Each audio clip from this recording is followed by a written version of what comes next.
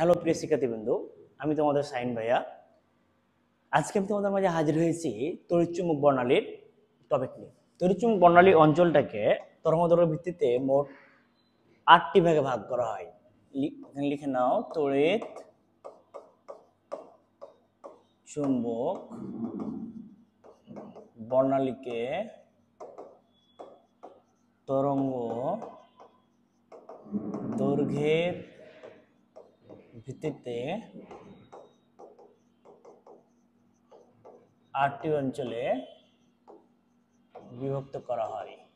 তোমরা হয়তো সবাই জানো যে এই যে ক্লাসটা তোমাদের এমসিকিউর জন্য ভেরি ভেরি ইম্পর্টেন্ট। এখান থেকে প্রতি বছরই প্রায় মেডিকেল ভার্সিটিতে কোশ্চেন আসতেই থাকে, একাডেমিতেও হিউজ এমসিকিউ আছে। তো আমরা এটা অঞ্চলটা পড়বো, 8টি অঞ্চলের আমরা নাম, তরঙ্গদৈর্ঘ্য এবং ব্যবহার সহ পড়ব। তাহলে সর্বপ্রথম আমরা দেখব তড়িৎ চুম্বক অঞ্চলের নাম। তড়িৎ চুম্বক অঞ্চলের নাম।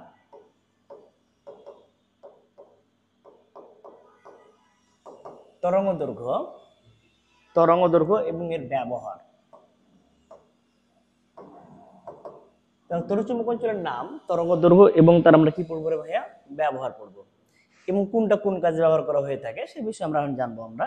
তো দেখো, সর্বপ্রথমে আমরা দেখবো যে 1 নাম্বার হচ্ছে যে মহাজাগতিক রশ্মি।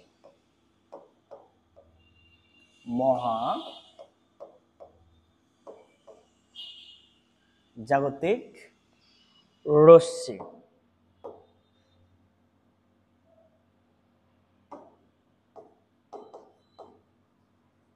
মহাজাগতিক রশ্মি এর রেঞ্জ হচ্ছে লেস দেন 0.000305 ন্যানোমিটার। 3টে জিরোর পর এর 5 থেকে এর নিচে হবে এর তরঙ্গদৈর্ঘ্য তড়িৎচুম্বক বর্ণালীর, এবং এটা কোনো ব্যবহার নাই। আমরা মহাজাগতিক রশ্মিকে সাধারণত কোনো কাজে আমাদের ব্যবহার করা হয় না। তো এই হচ্ছে সব থেকে ছোট তরঙ্গদৈর্ঘ্য হচ্ছে মহাজাগতিক রশ্মি, তার আমরা নাম জানলাম। তাহলে যদি কোশ্চেন আছে সবচেয়ে ছোট বা সবচেয়ে ক্ষুদ্র তরঙ্গদৈর্ঘ্য কোন অঞ্চলে, সেটা হচ্ছে মহাজাগতিক রশ্মি। এরপরে চলে আসো রে ভাইয়া, যে সেটা হচ্ছে 2 নাম্বার হচ্ছে গামা রশ্মি।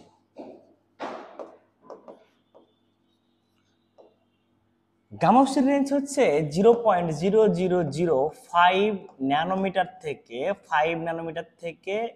0.01 এই ন্যানোমিটার পর্যন্ত। এর রেঞ্জ হচ্ছে যেখান থেকে মানে শেষ হয়েছে 0.005 ন্যানোমিটার থেকে 0.01 ন্যানোমিটার পর্যন্ত। এর ব্যবহার আমরা সবাই জানি, গামা রশ্মি দ্বারা ক্যান্সার কোষ ধ্বংস করা। এর ব্যবহার হচ্ছে ক্যান্সার কোষ ধ্বংস করা।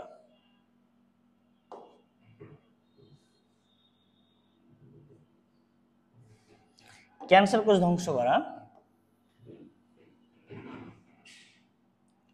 তারপর চলে আসো ভাইয়া, 3 নাম্বার হচ্ছে রঞ্জন রশ্মি, যেটাকে আমরা বলতে পারি এক্স রে। এটা ছিল গামা রে, এক্স রে।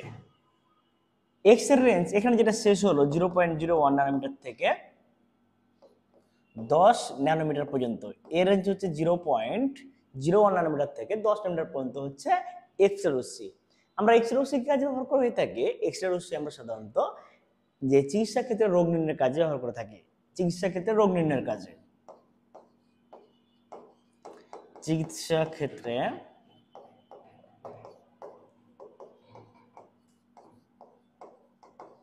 রোগ নির্ণয়ের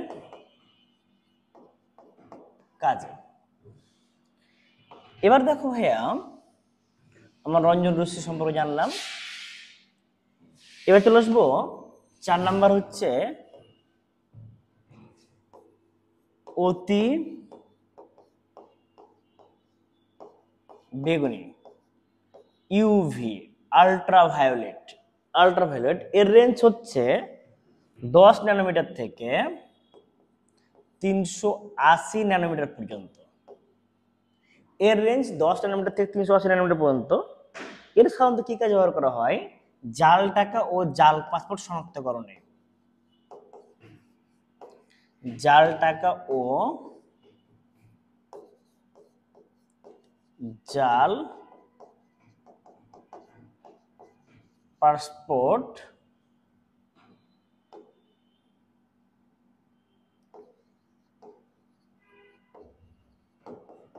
শনাক্তকরণে। জাল টাকা এবং জাল পাসপোর্ট শনাক্তকরণে। এবার আমরা চলে আসবো 5 নম্বরে ভাইয়া। 5 নম্বর হচ্ছে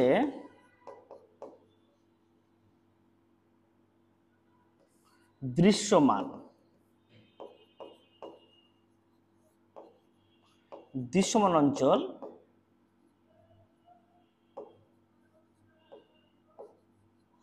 ভিজিবল যেটা, এটা রেঞ্জ দেখো ভাইয়া যে 380 ন্যানোমিটার থেকে 780 ন্যানোমিটার পর্যন্ত। 380 থেকে 780 ন্যানোমিটার পর্যন্ত এটা হচ্ছে দৃশ্যমান অঞ্চল। এটা সাধারণত কি কাজে ব্যবহার করা হয়? উদ্ভিদের সালোক সংশ্লেষণের কাজে। উদ্ভিদের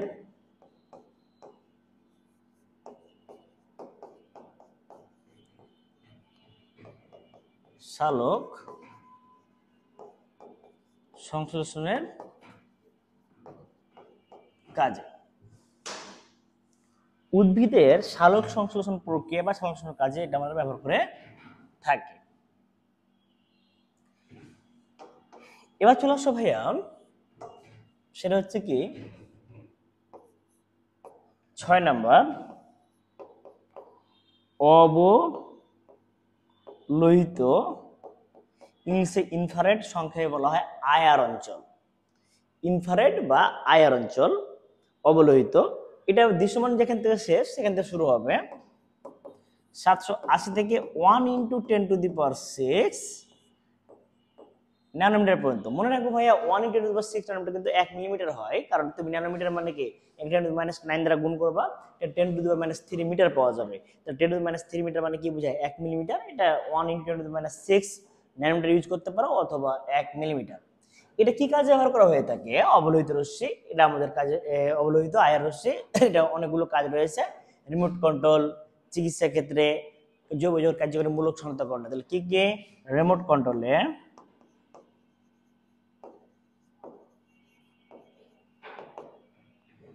চিকিৎসা ক্ষেত্রে,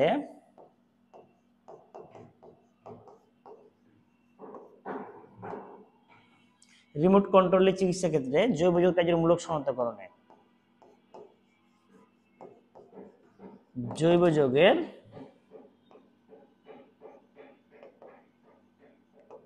কার্যকারী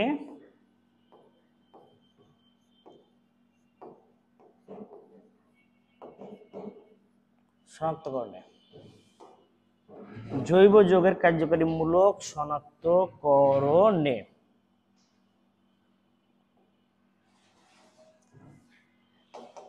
এবার চলে আসা হচ্ছে ভাইয়া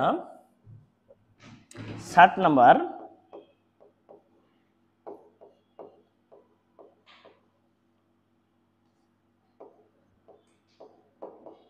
মাইক্রোওয়েভ। মাইক্রোওয়েভ 1 মিলিমিটার থেকে, এটা আগে বলেছি, এটা সমান 1 মিলিমিটার ভাইয়া। 1 মিলিমিটার থেকে 1 মিটার পর্যন্ত। এর রেঞ্জ হচ্ছে 1 মিলিমিটার থেকে 1 মিটার পর্যন্ত মাইক্রোওয়েভ। মাইক্রোওয়েভ আমরা কি কাজে ব্যবহার করে থাকি? মাইক্রোওয়েভ সাধারণত আমরা মাইক্রো ওভেন, ওয়াইফাই নেটওয়ার্ক এবং মোবাইল নেটওয়ার্ক ব্যবহার করে থাকি।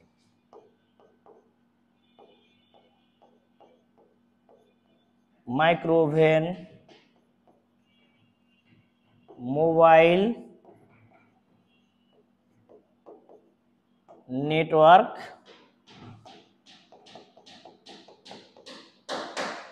ওয়াইফাই নেটওয়ার্কে, মোবাইল নেটওয়ার্ক, ওয়াইফাই নেটওয়ার্ক ব্যবহার করে থাকি।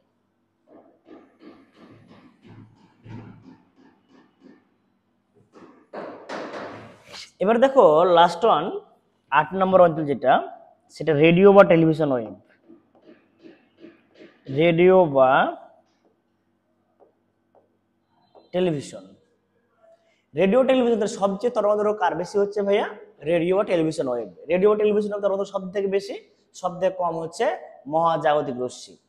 এখন এর রেঞ্জ হবে, এটা তোমাদের বইয়ে 1 মিনিটে দেওয়া আছে, 1 মিনিটের থেকে 10 কিলোমিটার। ভাবিও না আবার 1 মিটার ভাইয়া, এটা 1 মিনিটের থেকে, কারণ কিছু কিছু বইয়ে মাইক্রোওয়েভটাকে আউট করা হয়েছে, ওটা রেডিওর মধ্যে ফেলা হয়েছে। তবে এটা রেঞ্জ অ্যাকচুয়ালি 1 মিটার থেকে 10 কিলোমিটার হওয়া উচিত, কিন্তু আমাদের বইয়ের সেক্ষেত্রে দেওয়া আছে 1 মিলিমিটার থেকে 10 কিলোমিটার পর্যন্ত। Okay fine. এই রেডিও ওয়েভ কি কাজে ব্যবহার করা থাকে? রেডিও ওয়েভ আমরা ব্যবহার করি রেডিও বা টেলিভিশন ওয়েভ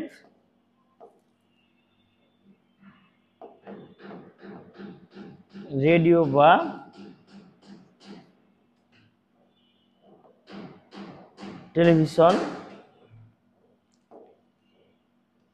টেলিভিশনে এবং এমআরআই সব থেকে বেশি ব্যবহার হয় এমআরআই মেশিনে। এটা প্রচুর কোশ্চেন আছে। এমআরআই মেশিনে সাধারণত কোন ওয়েভ ব্যবহার করা হয়? এমআরআই মেশিনে আমরা রেডিও ওয়েভ ব্যবহার করে থাকি। এমআরআই মেশিনে কি ব্যবহার করে থাকি? রেডিও বা টেলিভিশন ওয়েভ ব্যবহার করে থাকি। তাহলে তড়িৎচুম্বক বর্ণালীকে তড়িৎচুম্বক তরঙ্গদৈর্ঘ্য 8টি অঞ্চলে বিভক্ত করা হয়। 8টি অঞ্চল কি? তাহলে সবথেকে ছোট হচ্ছে মহাজাগতিক, আর সবথেকে বেশি হচ্ছে রেডিও ওয়েভ। এখন কথা হচ্ছে এটা আমরা মনে রাখবো কিভাবে? আমি যেটা ছন্দ, একটা ছোট্ট ছন্দ আমি ইউজ করি, তোমরা সেটা যদি ভালো লাগে করতে পারো, যে মাগার অতি দৃশ্য অবমায় রে। আমরা বলি কি? মাগার অতি দৃশ্য অবমায় রে। মাগার অতি দৃশ্য অবমায় রে। এখন একটা জিনিস মনে রাখবো, যার তরঙ্গদৈর্ঘ্য সব থেকে বেশি তার শক্তির মাত্রা সব থেকে কি হবে? কম। এবং তার রেডিও ওয়েভ প্রশ্ন আছে, সব থেকে শক্তি মাত্রা কম কার? Radio wave. অপশনে যদি রেডিও ওয়েভ না থাকে তাহলে মানতে হবে মাইক্রোওয়েভ। মাইক্রোওয়েভ না থাকলে অবলোহিত, কারণ যার তরঙ্গদৈর্ঘ্য বেশি তার শক্তির মাত্রা কম, তার ফ্রিকোয়েন্সি কম্পাঙ্ক কম। তোমরা এত কিছু মনে না রেখে আমি সহজ একটা টেকনিক তোমাদের আমি বলতে পারি ভাইয়া, তোমরা খালি এটাই মনে রাখবা, ই সমানুপাতিক 1/λ সমানুপাতিক নিউ সমানুপাতিক নিউ বার। এই জিনিসটা মনে রাখবা ভাইয়া। তরঙ্গদৈর্ঘ্যের সাথে শক্তি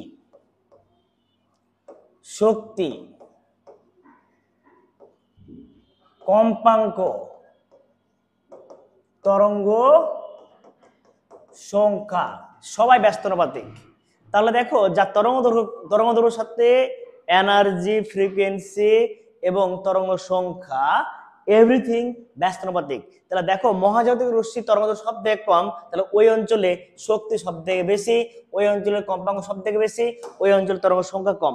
রেডিও ওয়েভে তরঙ্গদৈর্ঘ্য সব থেকে বেশি হওয়ার কারণে তার শক্তি সব থেকে কম ওই অঞ্চলে, তার কম্পাঙ্ক সব থেকে কি হচ্ছে? কম, এবং হচ্ছে কি? তরঙ্গ সংখ্যাও কম। আমার কথা কি বুঝতে পেরেছো? তাহলে এই একটা জিনিস মনে রেখে, এই জিনিসটা মনে রেখে ছকের সাথে কার কি আমরা সহজে একটা এমসিকিউ করে ফেলতে পারবো। আশা করি তোমরা বুঝতে পেরেছো। এবার আমরা যেটা পড়বো সেটা হচ্ছে দৃশ্যমান আলোর তরঙ্গদৈর্ঘ্যের রেঞ্জের ভিত্তিতে বিভিন্ন বর্ণ। দৃশ্যমান আলোর তরঙ্গদৈর্ঘ্যের রেঞ্জের ভিত্তিতে বিভিন্ন বর্ণ। দৃশ্যমান অঞ্চলের তরঙ্গদৈর্ঘ্যের ভিত্তিতে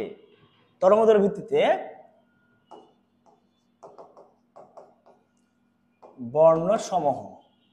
আমাদের এই যে 380 থেকে 780, যে 300-780 অঞ্চলটা রয়েছে, এই অঞ্চলে আমরা 7টা বর্ণ দেখতে পাই। এই 7টি বর্ণের জন্য আমরা কোন তরঙ্গদৈর্ঘ্যের জন্য আমরা কোন বর্ণ পেয়ে থাকি সেই বিষয়টা আমরা আজকে দেখব। এবং খুব ইম্পর্টেন্ট এমসিকিউ কোশ্চেন আছে, কোন অঞ্চল মানে কোন কালারের জন্য কোন বর্ণ পেয়ে থাকি এবং কোন বর্ণের শক্তি বেশি। আমরা এখানে তরঙ্গদৈর্ঘ্য জানলে বুঝতে পারবো যে কোন বর্ণের শক্তি বেশি হবে, কোন বর্ণের ফ্রিকোয়েন্সি বেশি হবে, বা কোন বর্ণের তরঙ্গ সংখ্যা কম হবে, বেশি হবে। এই বিষয়গুলো আমরা এখান থেকে অ্যান্সার করতে পারবো। আশা রাখি এটা খুব ইম্পর্টেন্ট ফর এমসিকিউ। আমাদের মাথায় রাখবা, এই টপিকটি ছিল 100%। আমি মনে করি এটা 100% টপিক, তুই মাস্ট বি ভাইয়া কমন পাবাই। এই যে এখন যেটা করবো ছক, সেটাও খুবই খুবই ইম্পর্টেন্ট। দেখো তোমরা, এটাও ছন্দ আমরা পড়বো।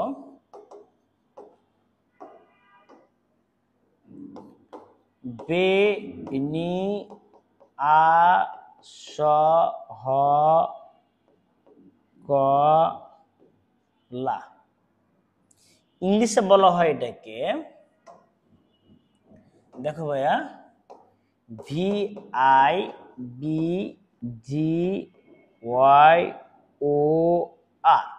ইংলিশে বলা হয় ভিপ গাই ওর, ভিপ গাই ওর। আর বাংলায় বলা হয় বেনিয়া সৌ কলা। বেতে হচ্ছে বেগুনি, নিতে হচ্ছে নীল, সবচেয়ে তরঙ্গ কম হচ্ছে বেগুনি অঞ্চলে। ইংলিশে বেগুনি হচ্ছে ভায়োলেট, ভায়োলেট থেকে বেগুনি এসছে। আর নীলে ইংলিশ হচ্ছে ইন্ডিগো, ইন্ডিগোর আই, ইন্ডিগো মানে হচ্ছে নীল। তো দেখো বেগুনি বর্ণের তরঙ্গ দৈর্ঘ্য হচ্ছে 380 থেকে 424 ন্যানোমিটার, 380 থেকে 424 ন্যানোমিটার। এটা হচ্ছে আমাদের বেগুনি বর্ণের বর্ণ। তারপরে নীলের বর্ণ হচ্ছে 425 থেকে 450 ন্যানোমিটার, এটা নীল। আতে হচ্ছে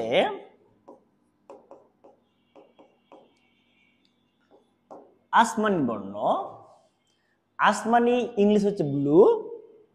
আসমানির রেঞ্জ হচ্ছে 450 থেকে শুরু করে 500 ন্যানোমিটার পর্যন্ত হচ্ছে ভাইয়া আসমানি।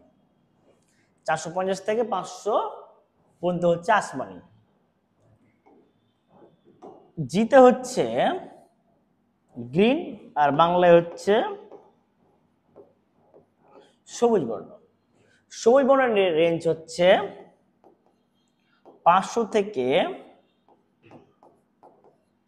575 ন্যানোমিটার, 500 থেকে 575 ন্যানোমিটার। এবং হচ্ছে দেখো হতে হচ্ছে ইয়েলো, হলুদ। হলুদ বর্ণের রেঞ্জ হচ্ছে ভাইয়া 575 থেকে শুরু করে 590 ন্যানোমিটার, 575 থেকে শুরু করে 590 ন্যানোমিটার। কতে হচ্ছে কমলা, আর ইংলিশে অরেঞ্জ, এটা হচ্ছে কমলা, অরেঞ্জ। এখন হচ্ছে কমলা বর্ণের তরঙ্গ দৈর্ঘ্য হচ্ছে 590 থেকে শুরু করে ভাইয়া 647 ন্যানোমিটার পর্যন্ত। রেঞ্জ তোমাদের ছোটস্থ মুখস্থ রাখতে হবে, এবং এখান থেকে এমসিকিউ মাস্ট বি আছে। একটা তরঙ্গ দৈর্ঘ্য দিয়ে বলবে এটা কোন বর্ণের মধ্যে পড়ে, এবং কোন আলো তরঙ্গ দৈর্ঘ্য সবথেকে কম, সবথেকে বেগুনি। তাহলে যার তরঙ্গ দৈর্ঘ্য কম তার শক্তির মাত্রা কি হবে রে ভাইয়া? বেশি। তাহলে সবচেয়ে কোন কালারের শক্তি বেশি? বেগুনি। এবার চলে আসো লাল। লতে হচ্ছে লাল, ইংলিশে রেড, লাল বর্ণ। লাল বর্ণ তরঙ্গ দৈর্ঘ্য সব থেকে বেশি 687 থেকে 780 ন্যানোমিটার। এই জন্য লাল আলো দূর থেকে দেখা যায়, কারণ লাল আলোর তরঙ্গ দৈর্ঘ্য সব থেকে কি রে ভাইয়া? বেশি। তো যার তরঙ্গ দৈর্ঘ্য বেশি তার শক্তি মাত্রা কি কম। যদি কোশ্চেন আসে কোন বর্ণের শক্তি সব থেকে কম, সেটা হচ্ছে লাল, এবং কোন বর্ণের শক্তি সব থেকে বেশি, সেটা হচ্ছে বেগুনি। অপশানে যেভাবে সাজানো থাকবে বে নিয়ে আসা হোক কলা, সেই অনুযায়ী তোমাকে সাজাতে হবে। এবং অপশানে যদি লাল না থাকে তাহলে কমলা অ্যান্সার হবে, কমলা না থাকলে কি হবে? এদিক থেকে হলুদ হবে। মানে রেঞ্জটা ধীরে ধীরে বাড়বে। তোমাকে এটা মনে রাখতে হবে ভাইয়া, হিউজ ইম্পর্টেন্ট ফর এমসিকিউ। এবং অনেক সময় ম্যাথের কোশ্চেনে কালার চলে আসে, আমরা যখন ম্যাথগুলো শিখবো তখন ওখান থেকে কোনটা কি কালার আসবে সেটা তোমাদেরকে বলতে হবে। আশা করি তোমরা বিষয়টা বুঝতে পেরেছ। আমরা এই হচ্ছে আমাদের তড়িৎচুম্বক বর্ণালী, যে 7টি রং পড়ে, 7টি রঙের তরঙ্গ দৈর্ঘ্যের ভিত্তিতে আমরা বর্ণগুলো চিনলাম। এবার আমাদের যেটা ইম্পর্টেন্ট যে টপিকটা, সেটা হচ্ছে ভাইয়া এই তড়িৎচুম্বক বর্ণালী অঞ্চলটাকে শক্তি শোষণ বিকিরণের ভিত্তিতে কয়টি ভাগে ভাগ করা হয়। তড়িৎচুম্বক বর্ণালীকে শক্তি শোষণ বিকিরণের ভিত্তিতে তড়িৎ চুম্বক বর্ণালী অঞ্চলকে শক্তির শোষণ ও বিকিরণের ভিত্তিতে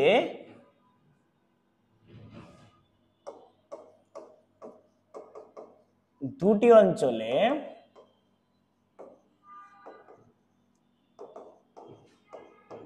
বিভক্ত করা হয়। শক্তি শোষণ ও বিকিরণের ভিত্তিতে তড়িৎচুম্বনালী অঞ্চলকে দুটি ভাগে বিভক্ত করা হয়, দুটি অঞ্চল বিভক্ত করা হয়। এক, শোষণ বর্ণালী, এটা হচ্ছে বলা হয় অন্ধকার বর্ণালী, কারণ যখন কোনো আলো শোষণ করে অন্ধকার বর্ণালী। কারণ এই যে এই বোর্ডটা তোমরা কালো দেখতে পাচ্ছ না ভাইয়া, এখানে আমার যে আলোগুলো আছে এই আলোগুলো সে শোষণ করে নিচ্ছে, তাই এটা হচ্ছে অন্ধকার বর্ণালী। ইংলিশে বলা হয় ডার্ক স্পেকট্রাম, ডার্ক স্পেকট্রাম। 2 নম্বর দেখো বিকিরণ বর্ণালী, বিকিরণ বর্ণালী অঞ্চলকে এটা বলা হয় উজ্জ্বল বর্ণালী, উজ্জ্বল বর্ণালী, লাইট স্পেকট্রাম, লাইট স্পেকট্রাম। তাহলে এটা হচ্ছে কি দেখো অন্ধকার বর্ণালী ডার্ক স্পেকট্রাম, আর হচ্ছে বিকিরণ বর্ণালী লাইট স্পেকট্রাম।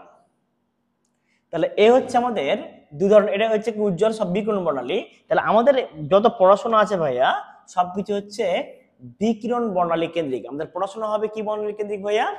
বিকিরণ বর্ণালী কেন্দ্রিক। আমাদের এটা হচ্ছে আমাদের মেইনলি আজকের পড়াশোনা। তাহলে আমাদের বিকিরণ বর্ণালী সম্পর্কে পড়াশোনা করব। তাহলে এই পর্যায়ে আমাদের যেটা কাজ করতে হবে সর্বপ্রথম তোমরা দেখো যে আমরা পড়বো হাইড্রোজেন বর্ণালী মিতি। আমাদের টপিক আজকে হচ্ছে হাইড্রোজেন বর্ণালী মিতি।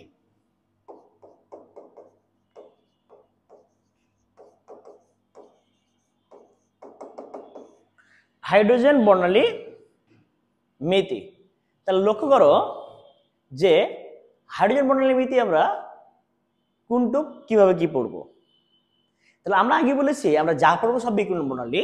তাহলে হাইড্রোজেন পরমাণুর ইলেকট্রনটি শক্তি শোষণ করে তার উচ্চতর শক্তি স্তরে যাওয়ার পর শক্তি বিকিরণ করে যখন নিম্নতর শক্তি স্তরে ফিরে আসে তখন বিভিন্ন বর্ণ দেখা যায়, আর এটাকে বলা হয় হাইড্রোজেন বর্ণালী মিতি। তাহলে হাইড্রোজেন পরমাণুর ইলেকট্রনটি হাইড্রোজেন পরমাণুর ইলেকট্রনটি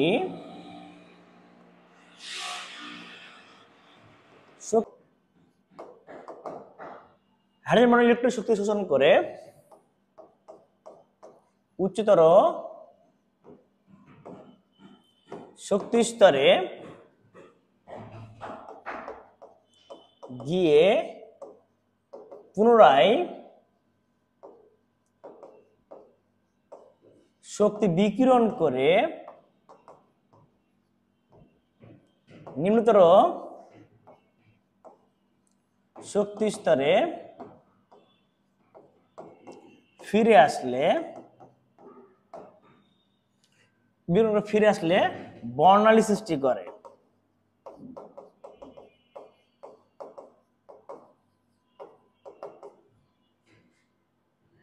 একে বলা হয় হাইড্রোজেন বর্ণালী, একে হাইড্রোজেন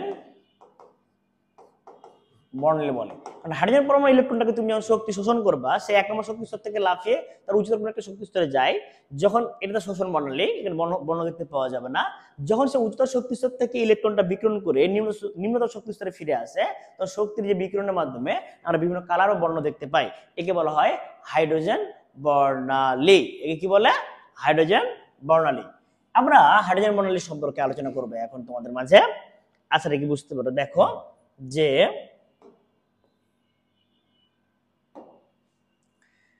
আমরা যদি এগুলো হাইড্রোজেনের কক্ষপথ ধরি, আমরা কক্ষপথ আকারে এভাবে আঁকবো আমরা, তাহলে সুবিধা হয় তোমাদের বোঝানোর স্বার্থে। মানে বৃত্তকার কক্ষপথ থেকে আমরা লম্বা লম্বা ভাবে দাগ টেনে দিলাম, এগুলো মনে করে একটা হাইড্রোজেন পরমাণু কক্ষপথ। আচ্ছা, এগুলো যদি হাইড্রোজেন পরমাণু কক্ষপথ হয়ে থাকে তাহলে এই বিষয়ে আমরা আলোচনা করব। তোমরা এখন লক্ষ্য করো যে এগুলো হচ্ছে একটা হাইড্রোজেন পরমাণুর ভাইয়া কক্ষপথ।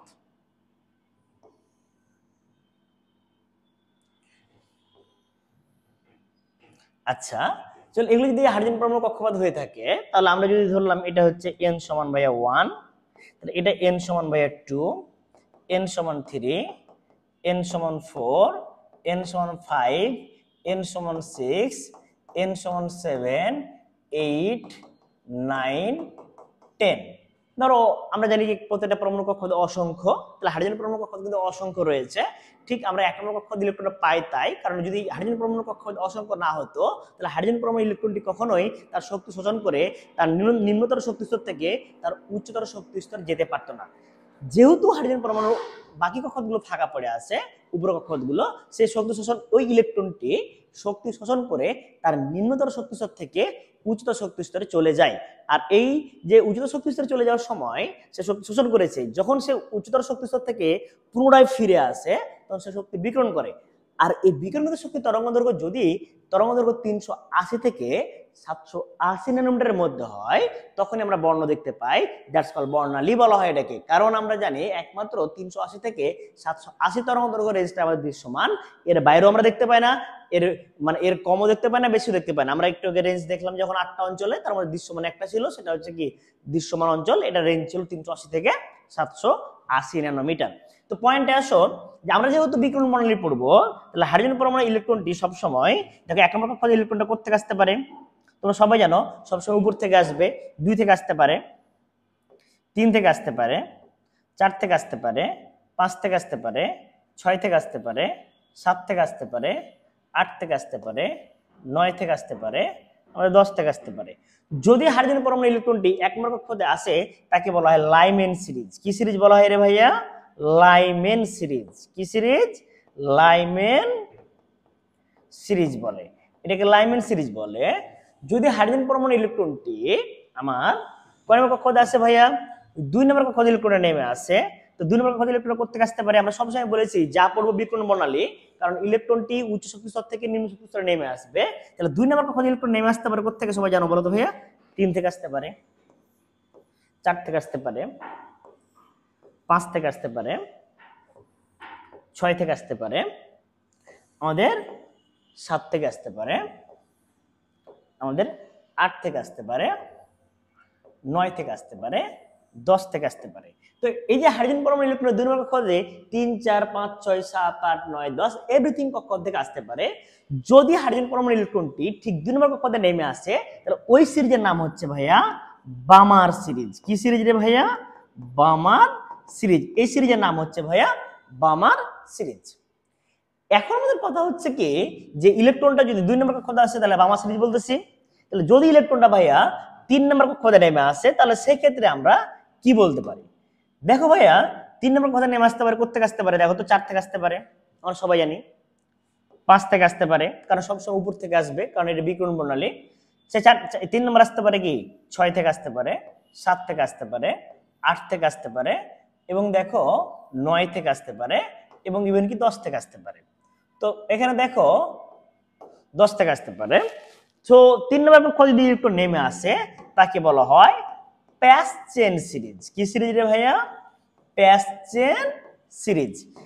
যদি ইলেকট্রনটি হাইড্রোজেন পরমাণু ইলেকট্রনটি উপর কক্ষপথ থেকে 3 নম্বর কক্ষপথে নেমে আসে তাহলে ওই সিরিজের নাম দেওয়া হয়েছে প্যাস চেন সিরিজ।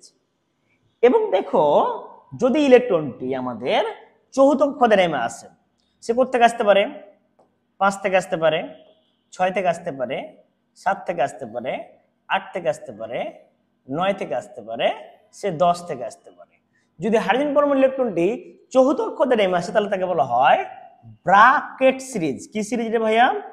Bracket series. এখন তুমি দেখো ভাইয়া যদি হাইড্রোজেন পরমাণু ইলেকট্রনটি আমাদের পঞ্চম কক্ষপথে নেমে আসে তো কোথা থেকে আসতে পারে?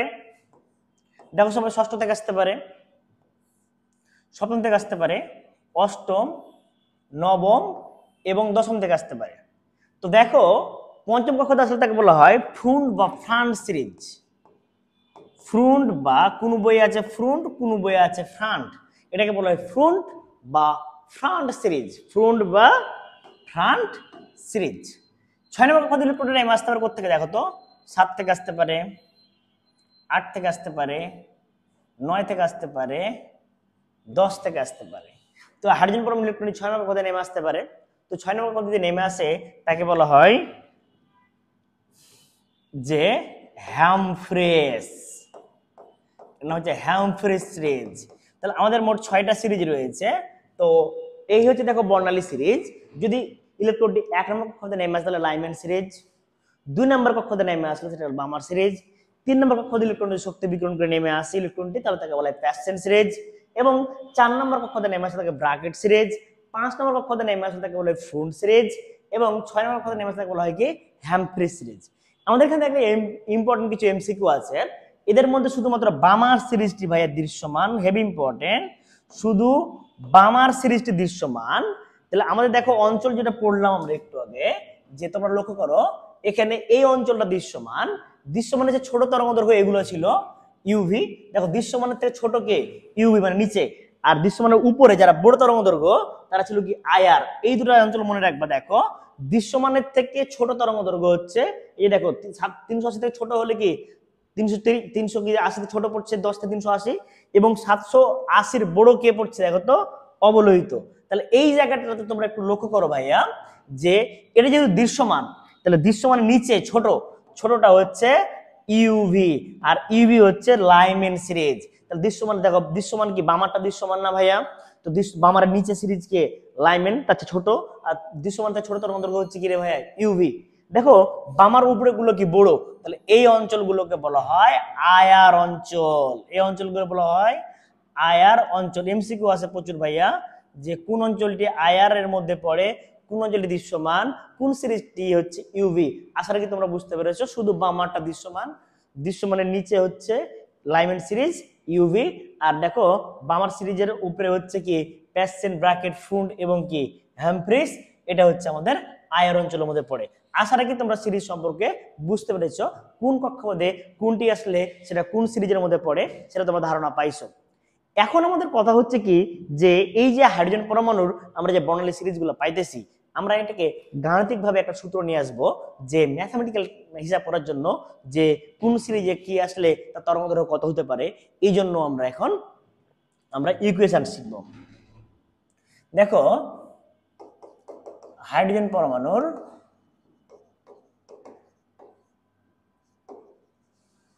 ইলেকট্রনের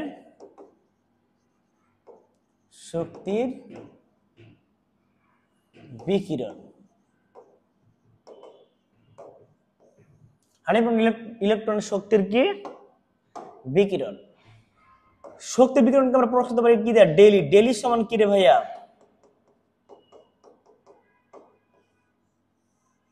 E2 - E1। ডেলি সমান আমরা সবাই জানি E2 - কি E1। তো ডেলি সমান তোমরা এটাও জানো, বা hc বাই ল্যামডা। তোমরা ডেলি সমান কি জানো ভাইয়া hc বাই ল্যামডা। আচ্ছা যদি hc বাই ল্যামডা হয় এবং E2 এর মান তোমাদের শিখেছি, দেখো লক্ষ্য করো E সমান -2 pi E square m z² e⁴ divide by n square h square. তোমাদের E এর মান এটা পড়াইছি।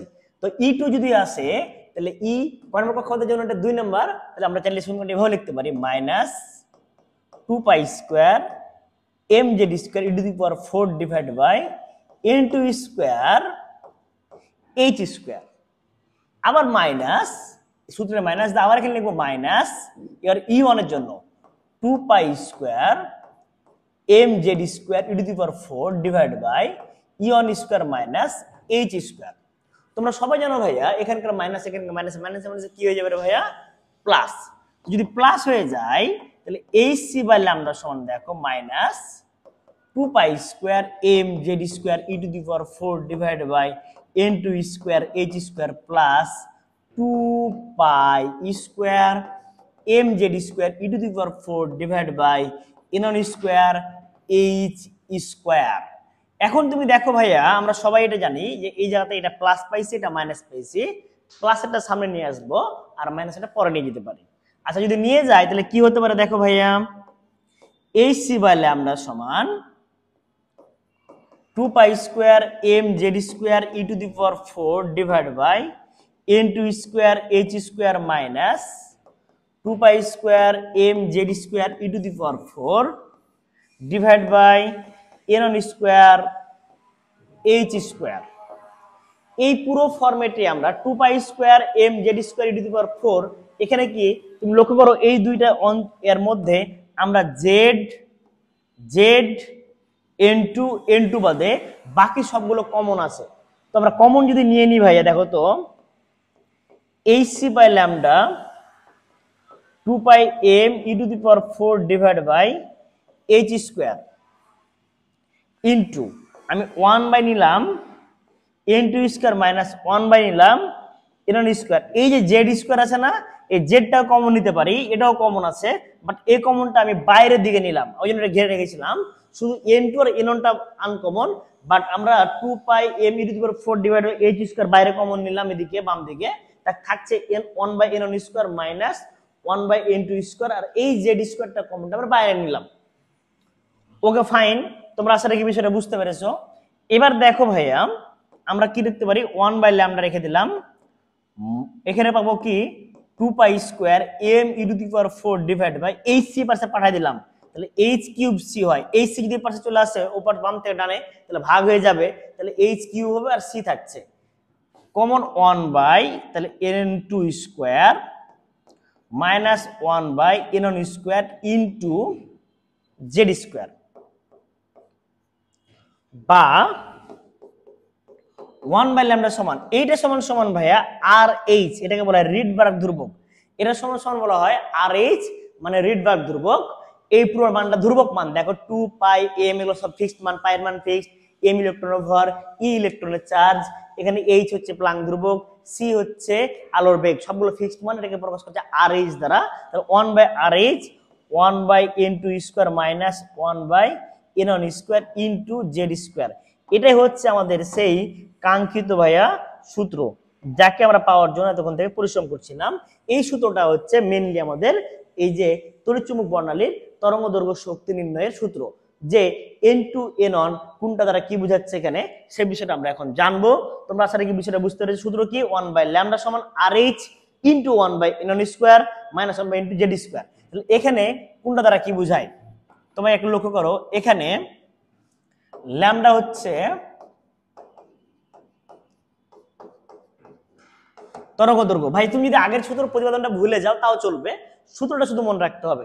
এখানে ল্যামডা তরঙ্গদৈর্ঘ্য, এই আরএইচ হচ্ছে রিডবার্গ ধ্রুবক, এই মানটা তোমরা হিসাব করলে পাবা, সবগুলো মান যদি বসায় দাও এটার আরএইচ সমান 10 9 6 7 8 পার সেন্টিমিটার। যারা মোবাইল নাম্বার মুছতে ভালো তারা মনে রাখতে পারো 10 96 78, অথবা তোমরা যারা মোবাইল নাম্বার মুছতে ভালোবাসো না তারা টেকনিক নিতে পারো 6 7 8 9 10। আমাদের মোটে এই সংখ্যাগুলোর মধ্যে প্রথমে 10 9 নিব, 10 9 কমবে, তারপর এদিকে বাড়বে, দেখো 6 7 8, এ মনে রাখতে পারো 10 9 কমলো, তারপর 6 7 8 বাড়তে থাকলো। এটা হচ্ছে পার সেন্টিমিটারে আমরা পাই গেলাম রিডবার্গ ধ্রুবক আরএইচ। এখানে n1 আর n2 কি, n1 আমরা সবাই জানি ইলেকট্রন সব সময় উপর কক্ষপথ থেকে নিম্ন কক্ষপথে নেমে আসে, কারণ e2 e1, e2 হচ্ছে বড় কক্ষপথ আর e1 ছোট। তাহলে এখানে n1 যেখানে ইলেকট্রন নেমে আসবে, কারণ সব সময় ইলেকট্রন আমরা যা পড়বো ভাইয়া বিকিরণ বর্ণালী, সো যখন বিকিরণ বর্ণালী পড়বো তো ইলেকট্রনটা মাস্ট বি উপর কক্ষপথ থেকে ঠিক নিম্নতর কক্ষপথে নেমে আসবে। যখন ইলেকট্রন উপর কক্ষপথ থেকে নিম্ন কক্ষপথে নেমে আসবে তাহলে ছোট কক্ষপথটা হচ্ছে n1 আর বড় কক্ষপথ হচ্ছে n2। মনে রাখার সহজ উপায় হচ্ছে n1 1 ছোট, n2 2 বড়, তাহলে 1 1 ছোট তাহলে ছোট কক্ষপথ হবে n1 আর 2 বড় তাহলে বড় কক্ষপথ হবে n1, অথবা n1 যেখানে ইলেকট্রন নেমে আসে, কারণ সব সময় আমরা বিকিরণ বর্ণালী ইলেকট্রন তার উপর কক্ষপথ থেকে ঠিক নিম্ন কক্ষপথে নেমে আসে, যখন ইলেকট্রনটি তার নিম্ন কক্ষপথে নেমে আসে তাহলে এটা হচ্ছে n1। তাহলে বলতে পারি কি, যেখানে ইলেকট্রন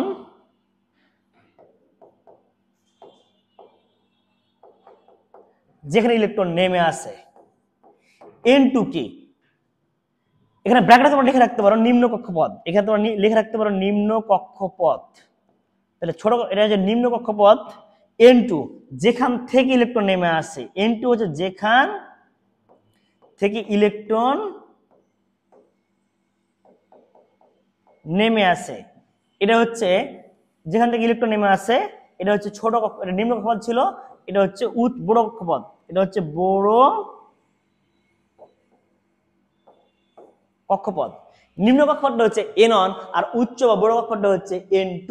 তাহলে ল্যামডা তরঙ্গ দৈর্ঘ্য আরএইচ রিডবার্গ ধ্রুবক 10 9 6 7 8 পার সেন্টিমিটার, n1 যেখানে ইলেকট্রন নেমে আসে তার নিম্ন কক্ষপথ, N2 যেখান থেকে ইলেকট্রন নেমে আসে বা উচ্চ বা বড় কক্ষপথ। আসলে কি কোনটা দ্বারা কি বোঝায়? N1 1 ছোট ছোট কক্ষপথ, N2 বড় বড় কক্ষপথ। তাহলে আমরা এই সূত্রটার মাধ্যমে আমরা ইলেকট্রন কোন কক্ষপথে কোন কক্ষপথে নেমে আসে সেখান থেকে আমরা এটা বের করে ফেলতে আশা রাখি পারবো। এবার আমাদের যে প্রশ্নটা হচ্ছে ভাইয়া তোমাদের কাছে, বা তোমাদের যে প্রশ্নটা ঘুরপাক খাচ্ছে সেটা হচ্ছে যে ভাইয়া আচ্ছা আমরা তো এই সূত্রটা পাইলাম, তো আমরা একটু আগে সিরিজ পড়ালাম, তো সিরিজ উল্লেখ থাকলে কিভাবে আমরা কি বের করতে পারবো?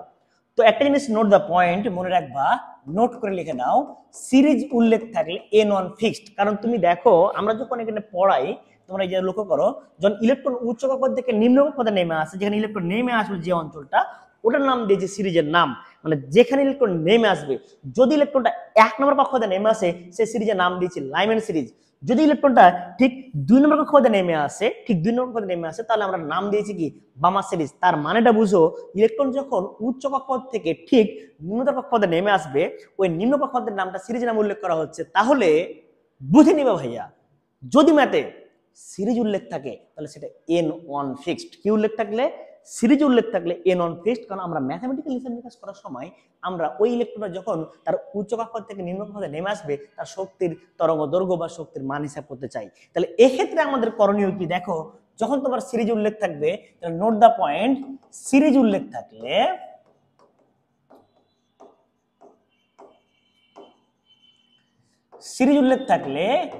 N1 fixed. তাহলে সিরিজ উল্লেখ থাকলে কি বলা হলো ভাইয়া? N1 fixed. সিরিজ উল্লেখ থাকলে কি ফিক্সড করতে হবে ভাইয়া? N1 টাকে আমাদের ফিক্সড করে নিতে হবে। আচ্ছা, N1 যদি ফিক্সড থাকে তাহলে সেক্ষেত্রে আমরা কিভাবে কি করব? আমরা একটা ছন্দ পড়বো, আসলে কিছু সুন্দর হয়ে বুঝে যাওয়া। লাইলি বলল প্রেম বোকামির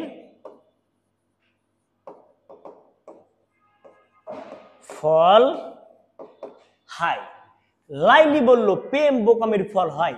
লাইলি প্রেম করে ছ্যাঁকা খেয়ে বেকা হয়ে গেছে। লাইলি প্রেম করে ছ্যাঁকা খাওয়ার পর তখন আফসোস করছে যে হাই হাই, প্রেম একটা বোকামির একটা কি ছিল? ফল ছিল। তাহলে ছন্দটা হচ্ছে লাইলি বলল প্রেম বোকামির ফল হাই। লাইলিতে হচ্ছে ভাইয়া লাইম্যান সিরিজ,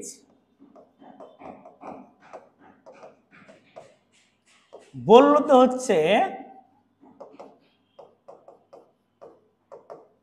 বামা সিরিজ, প্রেম হচ্ছে প্যাসচেন সিরিজ, বোকামি হচ্ছে এই যে আমাদের বেশি গোলমাল লাগে বলো আর বোকামি, মানে ব্রামার আর ব্র্যাকেট। এই জন্য ছন্দটার মধ্যে বোকা দিয়েছি, বোকাটা পরে আছে বললোতে, বললোতে বামার, আর বোকাতে হচ্ছে ব্র্যাকেট, মানে ব্র্যাক আছে না, ওই জন্য ব্র্যাকেট। এইভাবে ছন্দটা করা হয়েছে আমাদের, ব্র্যাকেট সিরিজ। ফলে হচ্ছে ফ্রুন্ট সিরিজ, হাইতে হচ্ছে হ্যামফ্রিস সিরিজ। লাইলি বলল প্রেম বোকামির ফল হাই, লাইম্যান, বামার, প্যাসচেন, ব্র্যাকেট, ফ্রুট এবং হচ্ছে হ্যামফ্রিস সিরিজ। এবার আমাদের যে কাজটা করতে হবে যে N1 এর মান কত, তাহলে বামার সিরিজে N1 সমান 1 হয়। লাইম্যান সিরিজে N1 সমান কত হবে ভাইয়া? 1। লাইম্যান, কারণ আগে বলেছি সিরিজ উল্লেখ থাকলে N1 ফিক্সড। লাইম্যান প্রথম সিরিজ, লাইম্যান 1 নাম্বার, তাহলে N1 মান 1। N1 মান 1 হলে তাহলে N2 কি হবে? তোমরা সবাই দেখেছো, দেখো এই জায়গাতে যে আমাদের এই লাইম্যান সিরিজে ইলেকট্রনটা আসতে পারে 2 থেকে আসতে পারে 3, 4, 5, 6, 7, 8, 9, 10, যে কোনো কক্ষপথ থেকে ইলেকট্রন নেমে আসতে পারে। সো যেখান থেকে ইলেকট্রন নেমে আসবে সেটা ছিল N2। তাহলে দেখো যে N2 এর মান হতে পারে কি? 1 নম্বর কক্ষপথ ইলেকট্রন নেমে আসতে পারে কোথা থেকে রে ভাইয়া? 2 থেকে, 3 থেকে, 4 থেকে, 5 থেকে, 6 থেকে, 7 থেকে, ডট ডট ডট। কারণ যেহেতু প্রত্যেকটা পরমাণুর কক্ষপথ অসংখ্য, তাহলে ইলেকট্রন যে কোনো কক্ষপথ থেকে উপর থেকে আসতে পারে। যখন ইলেকট্রন বিভিন্ন কক্ষপথ থেকে 1 নম্বর কক্ষপথে আসবে তার নাম দেওয়া হচ্ছে লাইম্যান সিরিজ। এই জন্য বললাম ভাইয়া সিরিজ বললে N1 ফিক্সড। এখন তোমাকে যদি বলা হয় বামার সিরিজ, বামার সিরিজের জন্য N1 সমান সমান হবে 2।